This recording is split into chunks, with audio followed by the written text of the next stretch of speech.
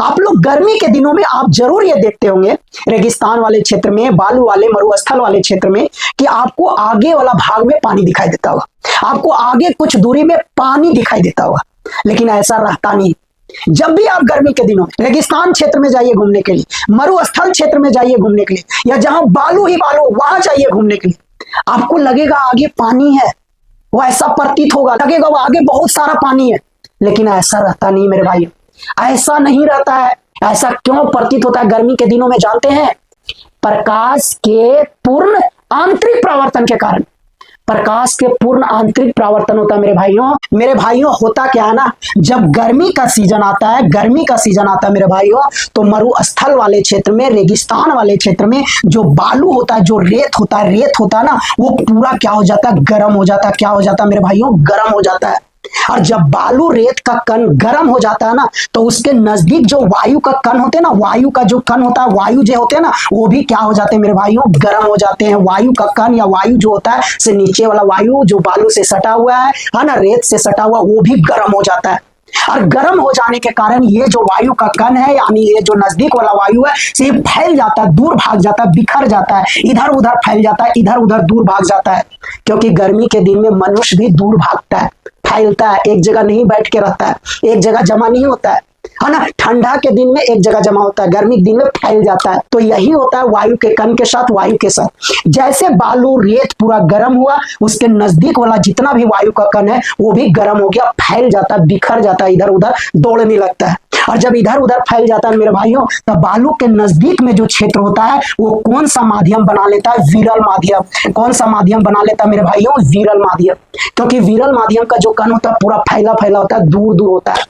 तो बालू के नजदीक वाला क्षेत्र कैसा माध्यम बन गया? विरल माध्यम। जब ये नजदीक वाला वायु ऊपर जाता है, ऊपर भागता है, तो ऊपर जब जाता है तो थोड़ा सा कण नजदीक हो जाता है। तो ये जो ऊपर वाला जो लेयर है, ऊपर वाला जो सतह है वायु का, ये सतह इसके तुलना में, नजदीक वाला के तुलना में, ये कैसा माध्यम बन जाता है मेरे भाइयों? सघन माध्यम। कैसा माध्यम बन जाता है? सघन माध्यम। कैसा माध्यम बन जाता है? सघन माध्यम। अब इसके ऊपर वाला जो सतह है, इसके तुलना में ये कैसा माध्यम बन जाएगा? सघन माध्यम। तो इसके तुलना में ये सघन हो गया, तो इसके तुलना में ये विरल हो जाता है मेरे भाई। इसके तुलना में ये सघन हो गया, इसके तुलना में ये कैसा हो गया? विरल हो जाता है मेरे भाई। फिर इसके ऊपर वाला जो सतह है, इसके तुलना में क्या हो जाता है मेरे भाई? सघन हो जाता है। और ये है से इसके तुलना में क्या हो जाता है? विरल हो जाता है मेरे भाइयों। तो गर्मी के दिनों में क्या होता है ना, विरल माध्यम, सघन माध्यम, विरल माध्यम, सघन माध्यम, विरल माध्यम। सघन माध्यम का सतह बन जाता है, लेयर बन जाता है। क्या बन जाता है? विरल सघन का लेयर बन जाता है, सतह बन जाता है। नजदीक वाला कण पूरा गर्म हुआ, दूर भागा, विरल। जब थोड़ा सा ऊपर गया, तो थोड़ा सा ऊपर जाने के कारण ऊपर वाला सतह नीचे के तुलना में सघन। अब फिर ये कण ऊपर गया तो ये और सघन, इसके तुलना में ये सघन, ये विरल। ये कण ऊपर गया तो ये सघन, ये नीचे वाला सतह इसके तुलना में विरल। फिर ऊपर गया वो सघन, नीचे वाला सतह इसके तुलना में विरल। तो विरल सघन का सतह बन जाता है, लेयर बन जाता है। अब क्या होता है, जब विरल सघन का लेयर बन गया, तो होता क्या है मेरे भाइयों? देखिए होता क्या है मेरे भाइयों, गर्मी के दिनों में प्रकाश के किरण इस पेड़ से जब टकराती है ना, तो ये माध्यम में प्रवेश करती है। और जब माध्यम में प्रवेश करती है ना, तो सघन विरल का यहाँ सतह बना रहता है। जब सघन विरल का सतह बना रहता है ना मेरे भाइयों, तो प्रकाश के किरण जैसे पेड़ से टकरा करके इस माध्यम में, इस वातावरण में जब प्रवेश करती है, तो सघन विरल के कारण प्रकाश के किरण का कई बार अपवर्तन हो जाता है।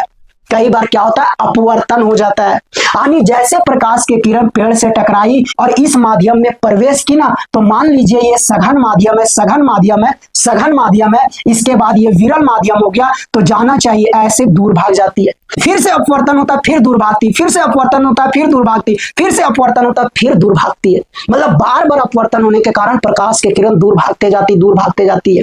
और जैसे बालू के नजदीक, रेत के नजदीक वाला सतह में पहुंचती है, एकदम यहाँ पहुंचती है, मान लीजिए यहाँ बालू ही बालू, यहाँ रेत ही रेत है, तो जैसे इसके नजदीक वाला माध्यम में पहुंचती है, बालू के नजदीक पहुंचती है ना, वहां पर प्रकाश के किरण का क्या हो जाता है? पूर्ण आंतरिक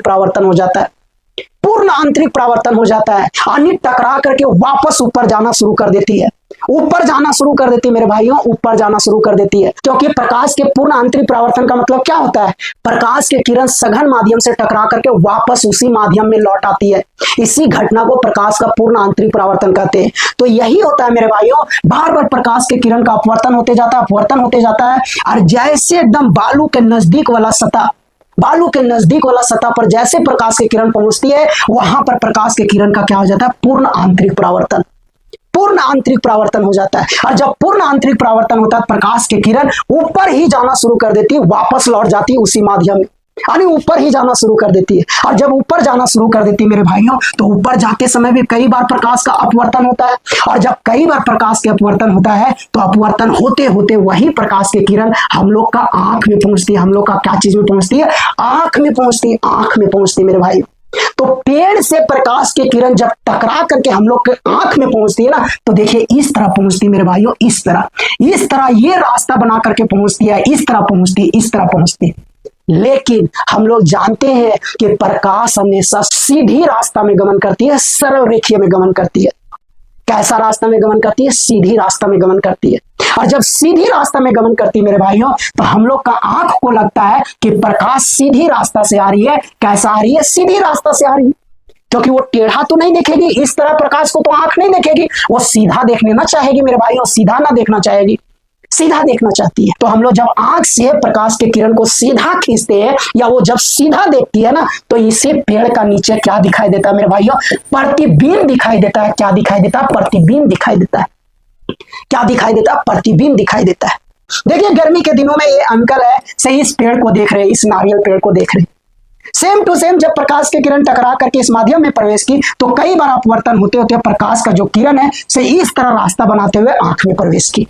लेकिन आपको लगता है कि प्रकाश की किरण वो सीधा आ रही, इसलिए वो सीधा देखना चाहती है, सरल रेखीय पथ में देखना चाहती है।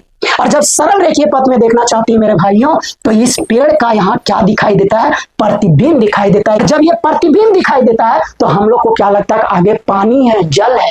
क्योंकि वस्तु का प्रतिबिंब जल में आसानी से बन जाता है, आसानी से बनता है, आसानी से दिखता है। इसलिए हम लोग को ऐसा महसूस होता है कि आगे क्या है? पानी है, जल है। लेकिन वहां पानी जल होता नहीं। किसके कारण? प्रकाश के पूर्ण आंतरिक परावर्तन के कारण। तो यही कहानी है मेरे भाइयों कि गर्मी के दिनों में मरुस्थल वाले क्षेत्र में, रेगिस्तान वाले क्षेत्र में, बालू वाले क्षेत्र में आगे हम लोग को पानी जैसा दिखाई देता, लेकिन होता नहीं है।